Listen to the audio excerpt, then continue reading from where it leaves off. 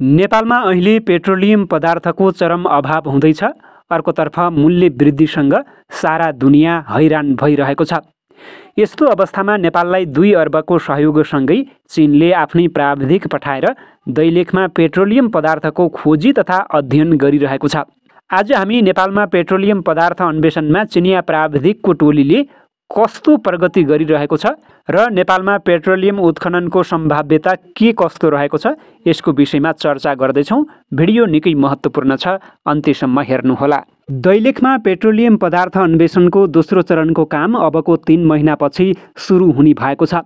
त्यसका लागि चिनिया प्राविधिक टोली आइसकेको छ। प्रोफेसर टानको नेतृत्वमा रहेको चिनिया टोली र खानी तथा भूगर्भ विभागका भूगर्भविद डाक्टर गणेशनाथ त्रिपाठी सहित 9 जनाको टोली यति बेला प्रदेश राजधानी वीरेन्द्रनगरमा रहेको छ। केही दिन अघि दैलेख पुगेको टोली 3 दिन दैलेखमा बसेर अन्वेषणात्मक ड्रिलको लागि साइट हेरेर सुर्खेत फर्किएको हो। भूगर्भविद त्रिपाठीका अनुसार अबको 3 महिनाभित्र ड्रिल गर्ने गरी तयारी भइरहेको छ। उनले भने दोस्रो चरणको कामको पूर्व तयारी गरिरहेका छौँ।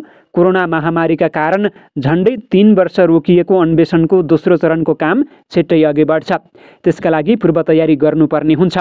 पहिलो चरणको अन्वेषणका क्रममा पेट्रोलियम पदार्थ रहेको केही अवशेष फेला पारेको अन्वेषण टोलीले सन् 2021 देखि दोस्रो चरणको काम अघि बढाउने तयारी गरे पनि 1 वर्ष ढिलाइ भएको छ।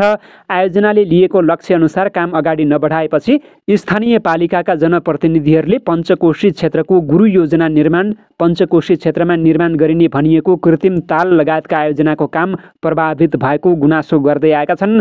अन्वेषण अधिकृत त्रिपाठीले अहिलेसम्म पेट्रोलियम पदार्थ उत्खननका लागि अनुसन्धानको मात्रै 40% को हाराहारीमा काम भएको बताएका छन्। अहिलेसम्म सकारात्मक नतिजा आएको छ। उनले भने अबको मुख्य काम भनेको ड्रिल नै हो, त्यसपछि मात्रै पेट्रोलियम पदार्थ छ छैन भन्ने पुष्टि हुन्छ। यो आयोजनाका लागि 3 चरणमा काम सम्पन्न गरिसक्ने लक्ष्य रहेको छ। अब हुने ड्रिलको कार्य नै महत्त्वपूर्ण हो। ड्रिलको काम हामीले सोचे भन्दा पनि धेरै कठिन खालको काम हो, त्रिपाठी भन्छन्। त्यसका लागि चाहिने उपकरणहरू निकै भारी र संवेदनशील हुन्छन्। विभागका अनुसार ड्रिलका लागि आवश्यक सामग्रीहरू नेपाल आएकै छैन। सामान ल्याउनुभन्दा पहिला सम्बन्धित क्षेत्रमा सडक पूर्वाधारको अवस्थाबारे जानकारी लिइनेछ। यन्त्र उपकरणहरू ड्रिल गर्ने स्थानसम्म ढुवानी गर्न सडकको अवस्था र पुलहरूको भार वहन क्षमताको अध्ययन भइरहेको छ। अन्वेषण अधिकृत त्रिपाठीका अनुसार पहिला प्लानिङको काम फिक्स गरिसकेपछि प्राविधिक टोलीले सामग्री खरिदका लागि कम्पनीलाई जिम्मा दिन्छन्। सामान भारतको समुद्री बाटोबाट आउँछ भने केही सानातिना यन्त्र उपकरणहरू केरुङ नाकाबाट ल्याइनेछ।